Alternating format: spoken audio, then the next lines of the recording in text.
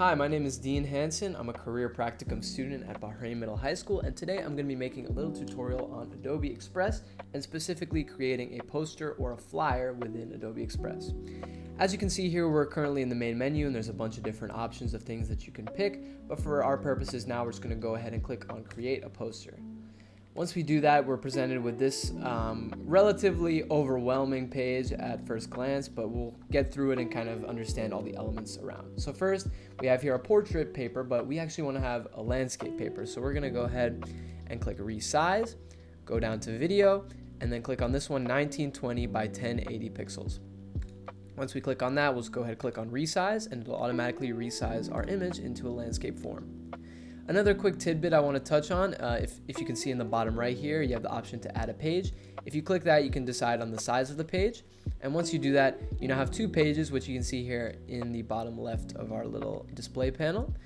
The main uses of multiple pages, while you may not need it for a poster, it's good if you want to maybe create an alternate design without deleting your first one, and just it's a useful feature if you want to make use of it. But for now, we only want to have one page, so let's just go ahead and delete this by clicking backspace. Alright, so now I want to tackle this little bar up here at the top where we found resize. So next, let's go to theme. Theme is essentially a bunch of pre-selected color palettes where you can essentially just have the program automatically give you a bunch of different colors and things like that. So if I were to click on this, you can see the background is going to turn gray and any other elements may turn some of these other colors. This is good if you don't want to decide on your own colors, but for now, let's just go ahead and keep it white. Let's skip over animation for now, we'll get back to it later. And as I just did now, background color. So of course you can change the color of this little background sheet here to any color you wish. So let's say we want it to be a nice lime green for our current design. Otherwise, there's a lot of experimental features. Personally, I don't think you'll find any use for them, but I mean, feel free to explore. Translate is a pretty cool one. You can translate anything on your page into a different language. That could be fun. So next, we're going to go down here to this sort of left column, and we're going to look at templates. So templates are, as the name suggests, templates, which are pre-made sort of designs and graphics and things like that, and you can apply them to your design by simply just clicking on it, and you can do start a new file or add as pages. I'll choose add as pages. So as you can see here, our second page has become this marble jar design. You can edit all the elements. So that's good if you find a template that kind of tickles your fancy and maybe like you want to take some elements from it. You can always just go ahead and make that a new page. Again, I'll go ahead and delete that because we want to make our own design. Okay, so next we're going to go down here to elements. And so there's a couple of things here. Let's start first on backgrounds. So essentially these are various images. Again, there's a lot. If I go to view all, there's many, there's different categories. But essentially if I click this and I drag it and drop it onto here, we now have a new background image. Now this will be our sort of layers panel here. I'll kind of explain that more as we go, but for now, this is the background. It can't, you see, no matter how much I click on it, it can't be tinkered with or tapped on, anything like that. So it's a good like groundwork for whatever image. So let's go with this for our background. Next, let's stay in elements, go back to all here. And let's just say I want to have a couple of these elements here. These are sort of more graphics elements. Say I want a text box, and let's say I want this star here.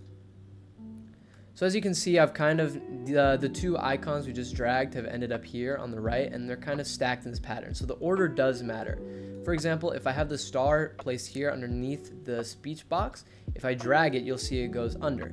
But if I were to simply drag the star up one layer, you'll see, you kind of can't see because of the color. Let me change that. As you can see now, it goes above the speech bubble.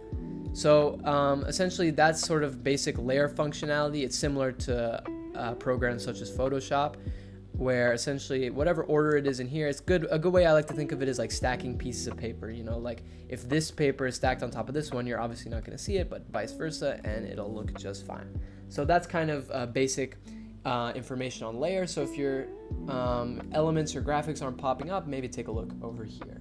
Okay, so let's work with this design a bit more, and let's go ahead and add some text. So if you click here on text, there's again a bunch of pre-made sort of templates. Again, if you find something you like, go ahead, but for now, let's go ahead and click add your text.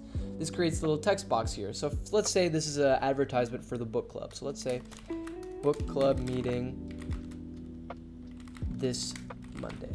Give it an exclamation mark, and just drag it around a bit. So here is sort of all the edits and effects you can kind of place on the text. Let's start with giving it a nice font. Go ahead and highlight it all. And let's go ahead with this font right here. Now, it doesn't really pop that much, so I'll also want to go ahead and change the color. So let's go ahead and go to more colors. Let's make it a nice vibrant blue. And then you can kind of resize it here, or even here you can change your font size. You can change your alignment. Say you want it center aligned, before it was left aligned. So let's keep it in the center.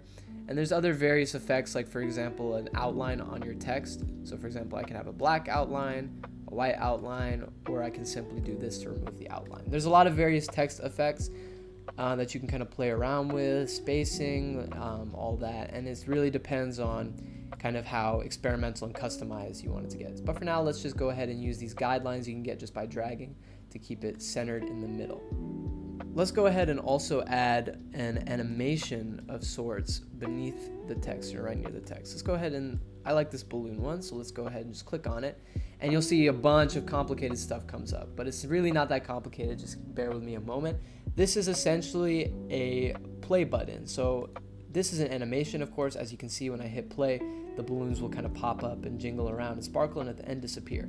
This is your timeline. So essentially what it means is this is how long the animation is going to take place. It's keeping track of all of the frames in your animation. For now, I would say not to worry about it, since we don't want to change any of the duration of it.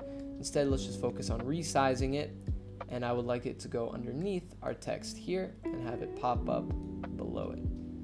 So just kind of position it nicely there, and then you'll see if we hit play, take it back to start and hit play, then this will go ahead and play. Now this is really important, as we oftentimes, particularly for the school monitors, want to have an animation, or we want to export it as an MP4, which is essentially a video file, not just an image.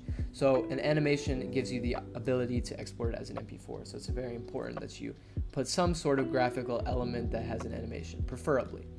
And also you can always drop that down if you want, and you can bring it back up if you say edit timeline. So now let's go ahead and do a little cool feature. Another way you can get some motion, make it a bit more engaging. If you click on animation after clicking on your text, you have here several various options for how you want your text to move. Let's say I want it to drop in at the beginning. So again, if I go to the timeline, you see there's now an effect here. And if I hit play, my animation just goes ahead and does it. There's no need to really edit it. I think you do have several options for how you want to tweak it. See right here your duration. But if you're happy with how it is, you can go ahead and do it. But let's say we want it a bit longer. Let's make it around 2 seconds of an animation. Very nice. Okay, there's one thing I want to touch on, which I think is probably the coolest part of Adobe Express, and definitely something that you can use to get the most out of this application. That would be generative AI. So let's say I want to make an image of maybe a book with wings or something, just something stylized to put on, but I can't find an image that I really like on the internet or on Adobe Express's options. So if you just go ahead over to generative AI and you click generate image, let's make it a landscape size, and let's just type a novel with wings with heavenly light and a halo, and then let's say we want it in a cartoon style, and you just go ahead and hit generate, and then it'll go ahead and generate our image.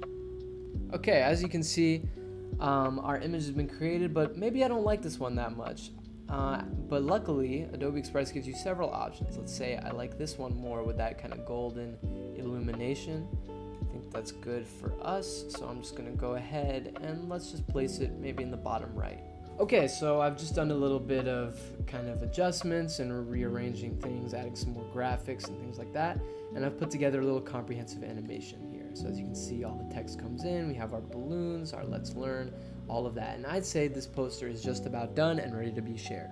Now there's several options for which you can go about this. The two ones are right up here. So if you click here on download, you're gonna see a little drop down menu here, and you're gonna wanna choose your file format. Now ideally, you wanna export it as an MP4, but this only works if you have an animation or some kind of video in it.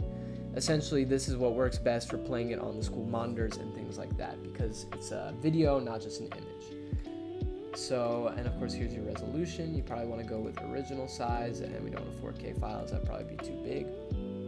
Or additionally, there's share, where you can copy a link and share it with others. But I would say probably the more consistent way is to just download it and then maybe attach that file in an email. So if you just hit download, it should go straight to your desktop. And that's about it. Truly, I think Adobe Express is a fantastic platform that you can use to design some really cool flyers, posters, anything you can imagine, really.